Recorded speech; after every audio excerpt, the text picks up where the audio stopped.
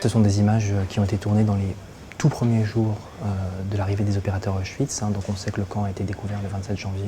Dès le 28 janvier, vous aviez ces 5 opérateurs qui se sont bien tournés avec leurs faibles moyens. Ils avaient très peu de pellicules, ils n'avaient pas de son.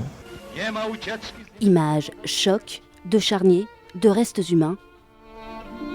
Pour des raisons politiques, la plupart d'entre elles sont restées secrètes pendant près de 70 ans. On entre dans la guerre froide.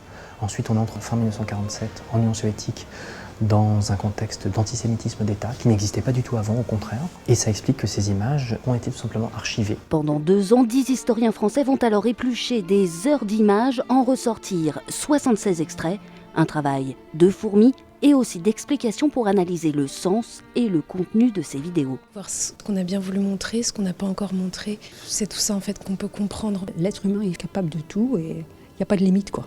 Et je vous dis, on découvre, moi je découvre. C'est horrible ce qu'on voit. Je n'ai pas de mots pour exprimer.